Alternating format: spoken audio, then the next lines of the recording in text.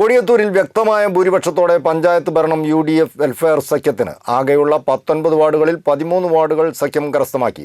5ഇടത്ത് LDFും 1 വാർഡിൽ UDF വിമതനും വിജയിച്ചു.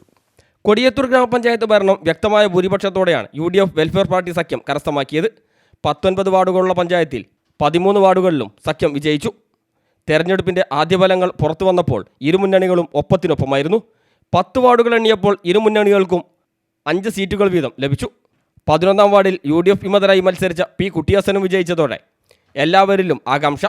പക്ഷേ 12 മുതൽ 19 വരെയുള്ള വാർഡുകൾ മുഴുവനും വിജയിച്ച് പഞ്ചായത്ത് ഭരണം UDF വെൽഫെയർ പാർട്ടി സഖ്യം നിലനിർത്തുകയായിരുന്നു. ഇതോടെ പ്രവർത്തകരും ആവേശത്തിലായി. മലയോര മേഖലയിൽ UDF വെൽഫെയർ പാർട്ടി സഖ്യത്തിൽ മത്സരിക്കുന്ന ഏക പഞ്ചായത്ത് കൂടിയാണ് കൊടിയത്തൂർ. UDFിലെ 13ൽ 6 വാർഡുകളിൽ മുസ്ലിം ലീഗും 5 വാർഡുകളിൽ കോൺഗ്രസും 2 വാർഡുകളിൽ വെൽഫെയർ പാർട്ടിയും വിജയിച്ചു. പ്രബലരായ ഇടത് വലതു മുന്നണികൾക്കെതിരെ വിജയിച്ച UDF വിമതൻ P. കുട്ടിയാസൻ്റെ വിജയവും എടുത്തു പറയേണ്ടതാണ്. കഴിഞ്ഞ തവണ കുട്ടിയാസൻ്റെ ഭാര്യ മറിയം കുട്ടിയാസനും വിമതയായി മത്സരിച്ച് വിജയിച്ചിരുന്നു. News bureau, Mukkam.